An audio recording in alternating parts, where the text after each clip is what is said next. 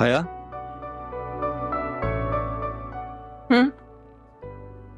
तुम्हारे लिए तोहफे लाया था, तुमने देखे नहीं? तुम्हें क्या लगता है 2-4 तोहफे दे दोगे और मैं मुतासिर हो जाऊंगी और हंसी खुशी तुम्हारे साथ रहना शुरू कर दूंगी, बीवी के दर्जे पे फाइज हो जाऊंगी? कि तुमने सोच भी कैसे लिया? हमारे बीच माफी का कोई रिश्ता नहीं है, गलती की माफी नहीं दी जा सकती। अब्बा कहते हैं कि जालिम से बड़ा माफ कर देने वाला होता है। माफी वहां होती है जहां दिल राजी हो, जबरदस्ती के रिश्ते में नहीं। जबरदस्ती के रिश्ते में मोहब्बत, एहसासात, माफी, तलाफी ऐसा कुछ नहीं होता। तुमने रहने के लिए मुझे छत दी है ना, यही एहसान बहुत है। मुझ पे मजीद एहसानात करके मुझसे माफी की उम्मीद मत रखो। तुम मेरे पास तुम्हें देने के लिए कुछ नहीं है। जिसमें तुम खुश। अब्बा ने कहा था तुम्हें डिनर पे ले जाने के लिए, अगर तुम राजी हो, तुम्हारा दिल राजी हो तो, वरना मैं अब्बा को समझा लूंगा।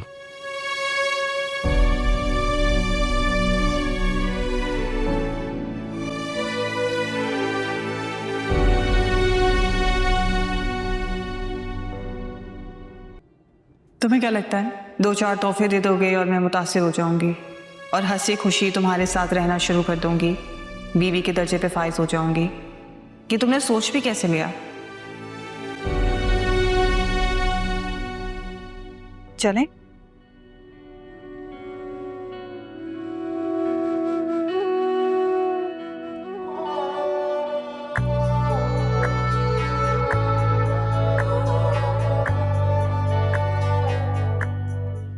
चल।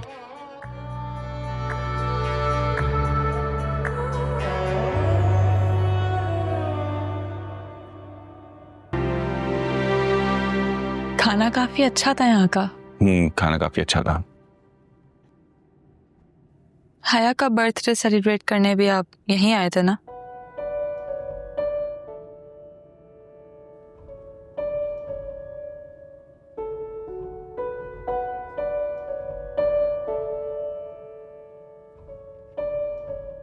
मॉकटेल्स भी काफी अच्छे हैं इनके। काफी। Thank you.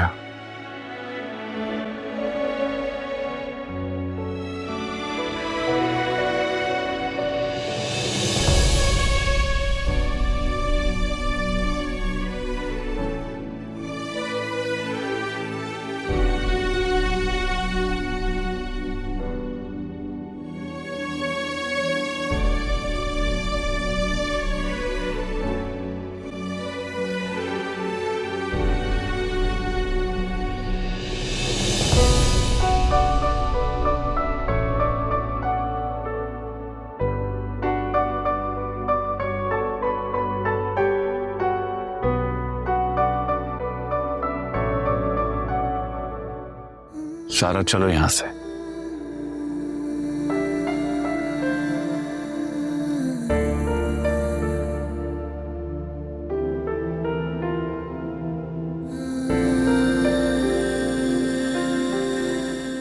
हमजा, बात सुने।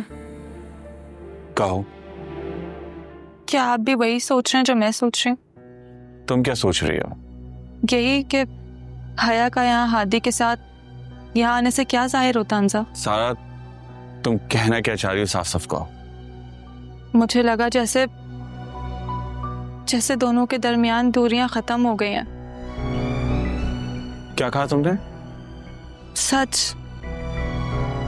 मुझे लगता है शायद अब हया भी हादी के साथ खुश रहना चाहती है।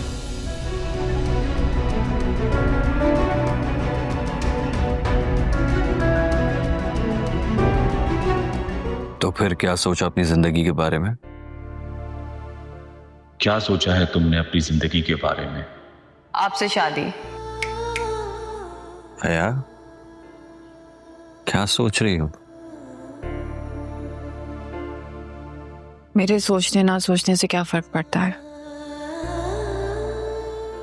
हुआ तो वही ना जो किस्मत ने सोचा था। तो फिर तो ये सवाल ही बेकार है। लेकिन मैंने तो बहुत कुछ सोचा था अपने बारे में। सोचा था किसी अच्छी जगह हुरिया की शादी करूंगा, उससे रुखसत करूंगा, वो अपने घर की हो जाएगी, फिर बाबा का इलाज करवाऊंगा, उनकी माजूरी दूर करने की कोशिश करूंगा, एक बेटा होने का फर्ज निभाऊंगा। लेकिन देखो जिंदगी मुझे कहां से कहां ले आई।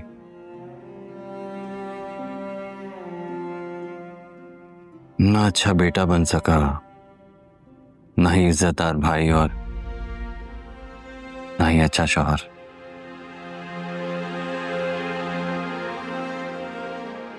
जिस बात का डर था वही वो।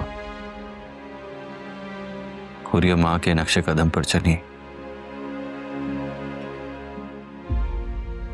जिस तरह मां ने बाबा की इज्जत के साथ खेला, हुरिया ने उसी तरह हमारी इज्जत मिट्टी में मिला दी। अब तुम ही बताओ, क्या ये फैसला सही था कि बाप और भाई के मुंह पे कालक मल के वो चली जाए और भाई बैठे हुए तमाशा देखता रहे? तुम बताओ, अगर तुम मेरी जगह होती तो क्या करती? बाप माजूर है, उठकर एक गिलास पानी तक नहीं पी सकता, और उस बाप की इज्जत का जनाजा निकाल कर उसकी बेटी चली गई, तो एक बेटे को क्या करना चाहिए था? मजबूरी में इंसान वो सब कुछ करता है जो उसे नहीं करना चाहिए था, और मैंने भी शायद वही सब कुछ किया है।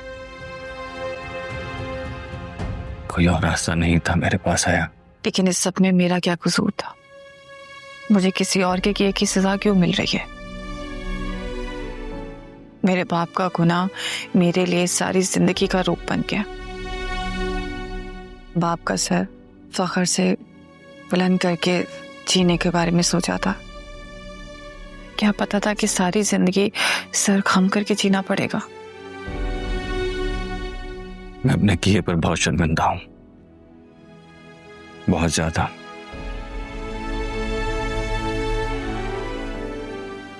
हया, अगर कभी भी जिंदगी में तुम्हें मेरे चेहरे पर जरा सी भी नदामत नजर आए ना, तो मुझे माफ करना तुम पर फर्ज होगा।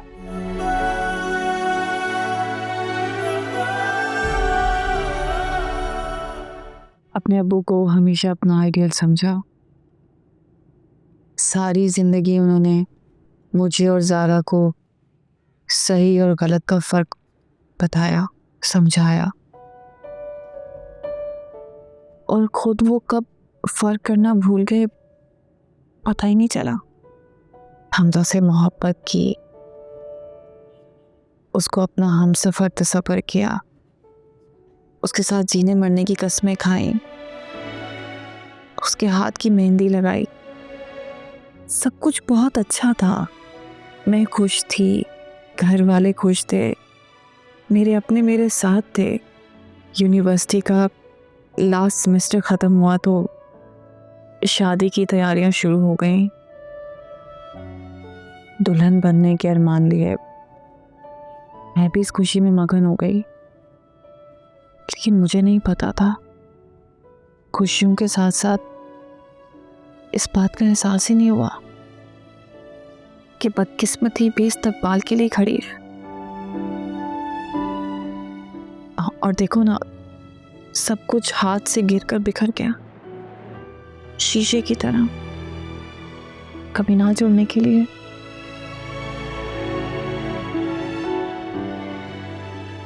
और बदकिस्मती ऐसी कि पाप की सज़ा भुगतने के लिए मुझे सब कुछ कुर्बान करके तुम्हारे साथ आना पड़ा, इस उम्मीद पर तुम्हारे साथ चली आई कि तुम्हारी बहन मिल जाएगी और मुझे आज़ादी। क्या मालूम था जिस मोहब्बत की खातिर आज़ादी का ख्वाब देख रही हूँ वो किसी और के रिश्ते में कैद हो जाएगी, और वो रिश्ता जो मेरे दिल के बहुत करीब है। किस्मत ने भी कैसा मजाक किया ना मेरे साथ, ना मैं इधर की रही ना उधर की।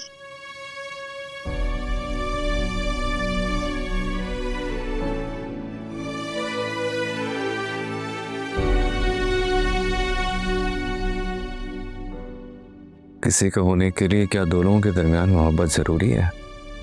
जहाँ इज्जत और एहतराम मौजूद हो वहाँ अपने आप मोहब्बत पैदा हो जाती आती। साथ रहने वालों को भी तो मोहब्बत हो जाती है ना। आदत को मोहब्बत का नाम देकर औरत सारी जिंदगी इसी बेवकूफ़ी में गुजार देती है, लेकिन मर्द नहीं।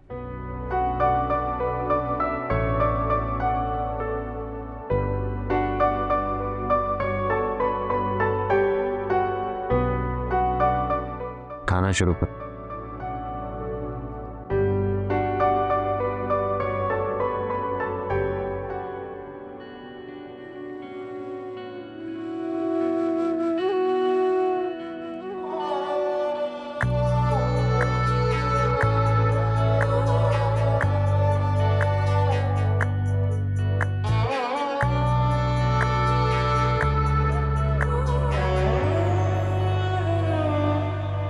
बिन बरखा